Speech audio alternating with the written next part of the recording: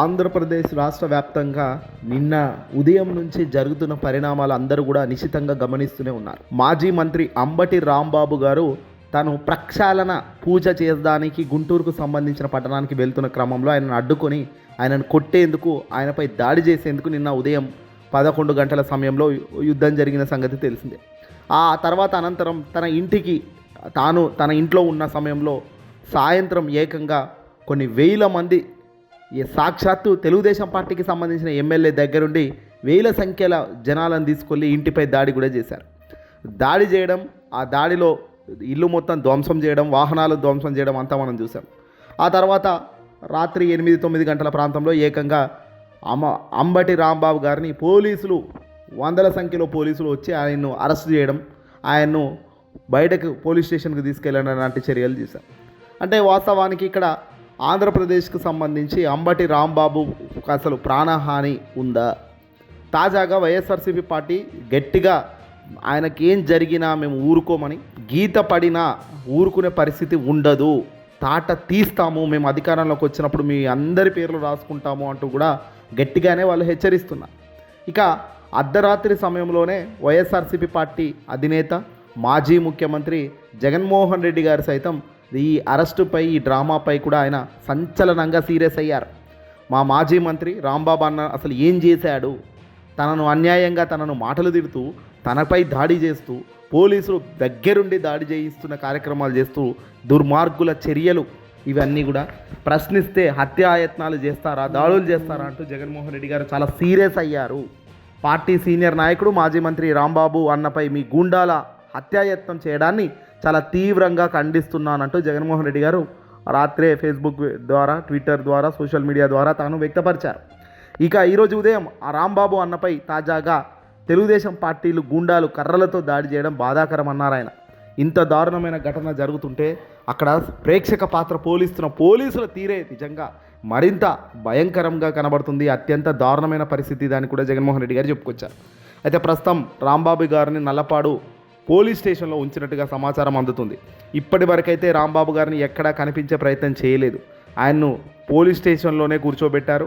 లాయర్ల సమక్షంలో ఇప్పుడు ఇది ఎక్కడికి వెళ్తుంది అంటే, ముందుగా అంబటి రాంబాబు గారికి వైద్య పరీక్షలు నిర్వహించి ఆ తర్వాత పలు సెక్షన్ల కింద కూడా అంబటి రాంబాబు గారిపై కేసులు నమోదు చేశారు. ఎట్టి పరిస్థితుల్లో అంబటి రాంబాబు గారిని ఏం జరిగినా మేము ఊరుకోమని, ఆయన ప్రాణానికి హాని ఉందని, అంబటి ప్రాణానికి ఏమైనా అయితే మాత్రం బాగుండదు, జాగ్రత్తగా చెప్తున్నాము వినండి అంటూ కూడా హైకమాండ్ అంటే వైఎస్ జగన్మోహన్ రెడ్డి గారి నుంచి కూడా వార్నింగ్ సిగ్నల్స్ వచ్చాయి. ప్రభుత్వ కూటమి చేస్తున్న ఈ దరిద్రపు పాలన, ఈ జంగిల్ వ్యవస్థ, ఈ జంగిల్ విధానం పూర్తిగా మేము అధికారంలోకి వచ్చినాక ఇవి ఏవైతే మీరు చేస్తున్నారో ఇవి రిపీట్ కావద్దు అంటే మాత్రం మీరు చేయొద్దు, మీరు ప్రారంభించే ప్రతి చర్యకు ముగింపు మా నుంచే ఉంటుంది అంటూ వైసీపీకి సంబంధించిన వాళ్ళంతా కూడా మీడియాతో మాట్లాడుతూ చెప్పుకొస్తున్నారు. అరెస్టులతో భయపడే వాళ్ళం కాదని, ఇలాంటి అరెస్టు కోసం ఎప్పటి నుంచో చూస్తున్నామని, అన్యాయంగా అరెస్టులు చేస్తే ప్రజలు ఖచ్చితంగా తిరస్కరిస్తారని ప్రజలు మా వైపు ఉన్నారు.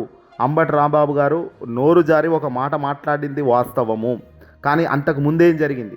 తన పని తాను చేసుకోవడానికి వెళ్తున్న వాహనంకు ఏకంగా కర్రలతో, రాడ్లతో అడ్డుపడ్డది వాస్తవం కాదా? ఈ అడ్డుపడుతున్న తరుణంలో అక్కడున్న పోలీసులు కనీసం ఒక్కడి మీదనన్నా లాఠీచార్జ్ చేశారా? లాఠీచార్జ్ చేయకపోగా, అక్కడున్న జనాలను చెదరగొట్టే పని చేయకపోగా, వాళ్లకు తోడుగా నీడగా ఉంటూ వాళ్ళను జాగ్రత్తగా వెళ్ళండి అని తోస్తున్న విధానం వీడియో సాక్షిగా బయటపడుతుంది. దీన్నే ఇప్పుడు జగన్మోహన్ రెడ్డి గారు ఆయుధంగా తీసుకున్నారు. కేంద్రంలో ఉన్న అమిత్ షా గారి దృష్టికి, దేశ ప్రధాని నరేంద్ర మోదీ దృష్టికి, ఢిల్లీలోని పెద్దల దృష్టికి ఇప్పుడు ఈ వీడియోలను పంపించి ఫిర్యాదు చేసేందుకు ఎంపీలు కూడా సిద్ధమవుతున్నారు. రాష్ట్రంలో ఒక జంగిల్ రాజ్యంగా నడుస్తుందని, రెడ్ బుక్ పరిపాలన పేరుతో సాగుతున్న తీరు బీహార్ కంటే అత్యంత దారుణంగా ఉందని కూడా ఇక్కడ జగన్మోహన్ రెడ్డి గారితో పాటు వైసీపీ నాయకులు కూడా అంటున్నారు. ఈ చర్యలకు అన్నిటికీ ప్రతి చర్యలు ఉంటాయి. అంబటి రాంబాబు గారు ఒక మాట అన్నది వాస్తవం, కానీ అక్కడ జరిగింది ఏమిటి? ఒక మహిళ, తెలుగుదేశం పార్టీ సభ్యురాలిగా ఉన్న టీడీపీకి సంబంధించిన ఒక మహిళ చాలా దారుణంగా బూతులతో అంబటి రాంబాబుని తిట్టింది. మరి ఆమెపై కేసులు పెట్టారు, అరెస్ట్ చేశారా? లేదు. టీడీపీకి సంబంధించి వేల సంఖ్యలో అంబటి రాంబాబుని ఇంటిని ధ్వంసం చేస్తూ సాక్షాత్తు ఎమ్మెల్యేనే చెబుతున్నారు, నేనే ధ్వంసం చేయిస్తున్నాను. అయినప్పటికీ కూడా కేసులు లేవు వాళ్ళ మీద. కానీ ఇక్కడ బాధితుల మీద కేసులు పెట్టడం, బాధితులను లోపటేయడం అన్నది ఎలాంటి చర్యలకు నాంది పలుకుతుంది? అంటే అధికారం ఉన్నది మేము చేస్తామంటే అధికారం వచ్చాక మేము అలాగే చేస్తామని వీళ్ళు అంటున్నారు. అల్టిమేట్గా ఇది ఎటుపోతుంది? ఒక ఉద్రిక్త వాతావరణానికి ఇది శ్రీకారం చుట్టినట్టు కాదా? రేపు పొద్దున అధికారంలోకి వాళ్ళు వచ్చినప్పుడు ఇదే మాదిరిగా టీడీపీ వాళ్ళకు చుక్కలు చూపిస్తూ దొరికినట్టు వాళ్ళు కొట్టే కార్యక్రమం వాళ్ళు చేస్తే రేపు పొద్దున సామాన్యుడి బతికి ఏమవుతుంది? రాజకీయాల్లో లేనోడికి సామాన్యుడికి ఇబ్బంది కాదా? అంటే ప్రజాస్వామ్యంలో ప్రజలు ఒక అధికారాన్ని ఇస్తే అధికారాన్ని ఎలా వాడాలి అన్నది కూడా ఈ రకంగా వీళ్ళు చేస్తున్న చర్యల వల్ల నిజంగా ప్రజలకే చిరాకొచ్చే పరిస్థితి ఉందా? ఎందుకు లేదు? అధికారం అన్నది ప్రజలకు మంచి చేయాలి. అధికారం అన్నది ప్రజల పేదల నుంచి గట్టెక్కించే కార్యక్రమం చేయాలి. కష్టాల నుంచి విముక్తి కలిగించే చర్యలకు శ్రీకారం చుట్టాలి. కానీ ఈరోజు ఏ అధికారంలో ఉన్నా అధికారం ఒక్కటే మహానంది అన్నట్టుగా అధికారం వచ్చేదాకా ఒకటి, అధికారం వచ్చినాక మరొకటి అన్న రాజకీయం చేస్తున్నారు. తిరుమల తిరుపతి శ్రీ వెంకటేశ్వర స్వామి గారి లడ్డూ దేవస్థానంకు సంబంధించిన లడ్డు కల్తీలో జంతువుల కొవ్వు కలిసింది, పంది కొవ్వు కలిసింది, పశువుల కొవ్వు కలిసింది, చేప ఆయిల్ కలిసింది అన్న నోర్లు మురికి కాలువలు కావా? శ్రీ వెంకటేశ్వర స్వామి గారిని ఏకంగా కోట్ల మంది మా దేవుడు అంటూ కొలిచే ఆయన్ను అంత అపహాసం చేసిన వీళ్ళ నోర్లు నిజంగా పినాయిల్తో కడగకపోతే ఎలా? మరి ఇలాంటివి ఏవి కూడా పట్టదు. ఎందుకంటే ఇవన్నీ కూడా వాళ్ళు అనేటివి అన్నారు. కానీ వాళ్ళకు సంబంధించి ఎవడైనా ప్రశ్నించిన వాడి పరిస్థితి ఇలా ఉంటుంది. అది చిన్న ఇంట్లో ఉన్న సామాన్యుడు సోషల్ మీడియాలో పోస్టు పెట్టినా ఇదే పరిస్థితి, పెద్దగా స్థాయిలో ఉన్న మంత్రి ఏదైనా అన్నా కూడా ఇదే పరిస్థితి. అంటే ఒక జంగిల్ రాజ్యం అంటున్న జగన్మోహన్ రెడ్డి గారి పదానికి కరెక్ట్గా సింక్ అయ్యే కార్యక్రమం ఇది.